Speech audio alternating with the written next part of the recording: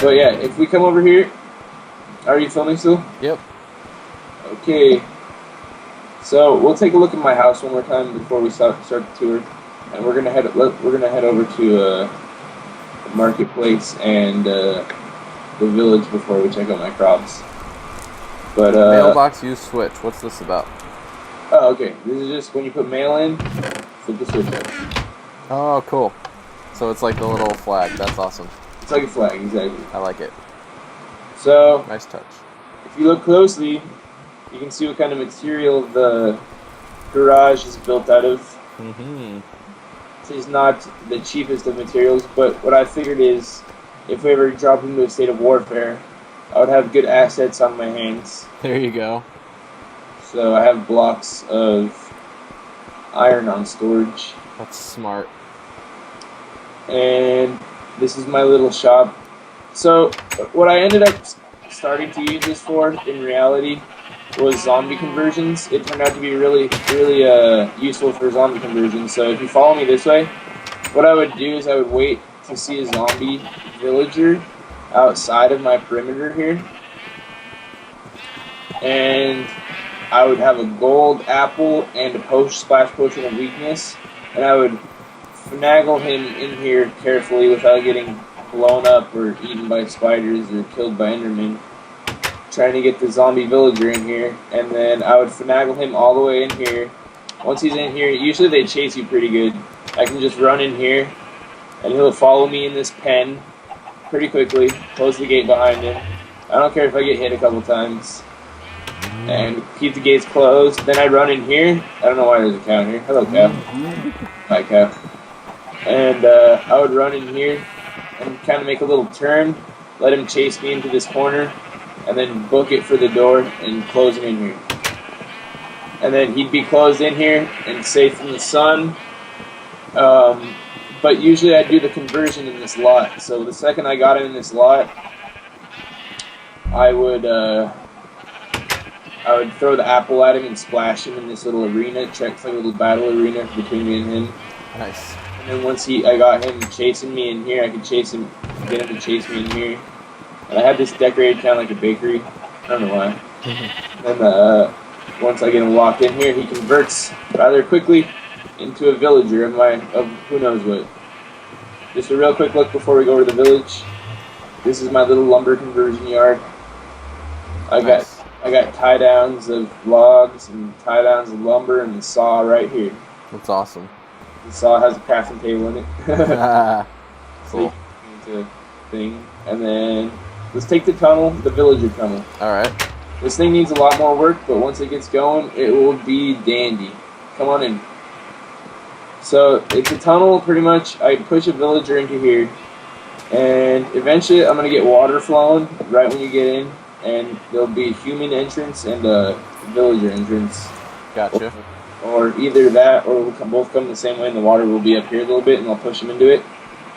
But pretty much, you can watch the villager go the whole way and let the water flow, and he'll go along here. You just keep flowing the water all the way along, and then you can stay here while he's over there, and you keep using buckets to flow him along.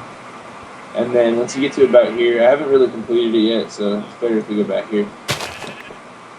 Then you come here, and villagers can climb ladders, so you just gotta push them up. And this leads right into the village.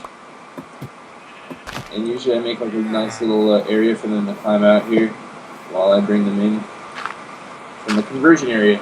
And this is how I populate the village. Nice. We got one over here. Hey, we got one villager.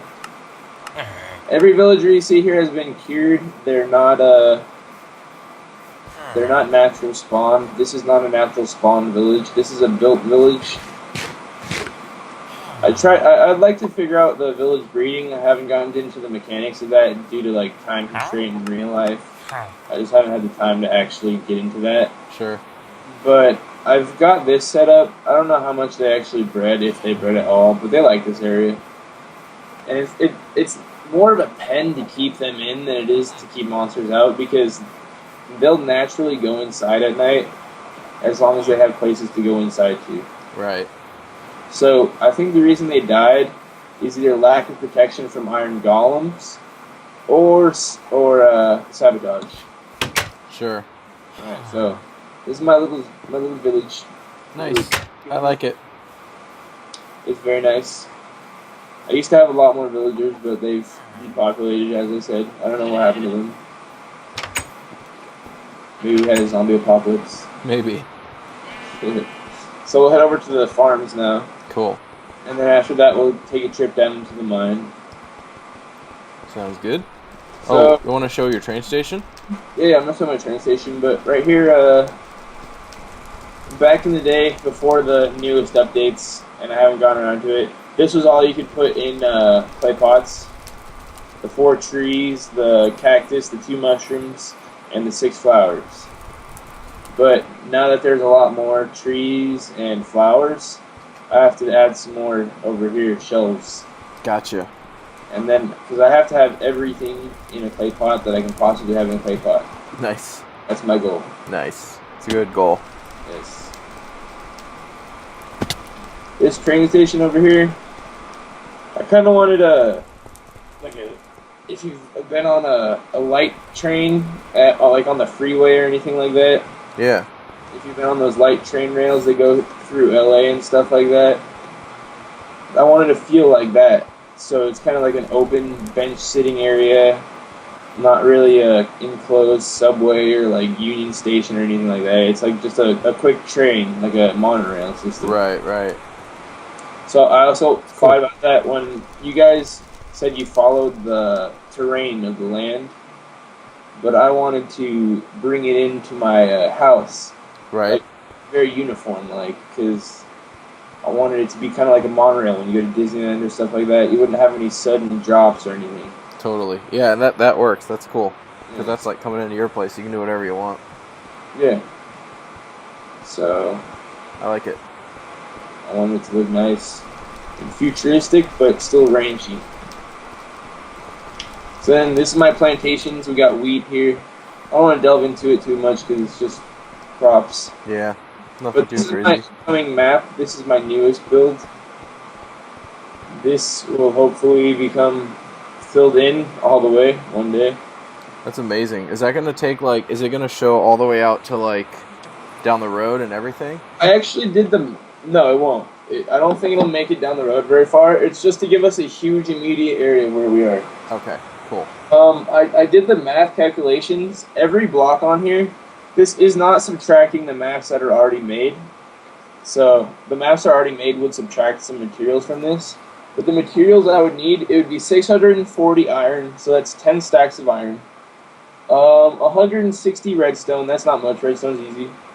And 1280 paper, that's kind of the biggest one. Wow. So 1280 divided by 64. Really quickly. I have a calculator, I know I do. 1280 divided by 64 is 20. So I would need 20 stacks of paper in order to fill this whole thing in. Wow. Well, you got some good reeds going back there, so that'll help.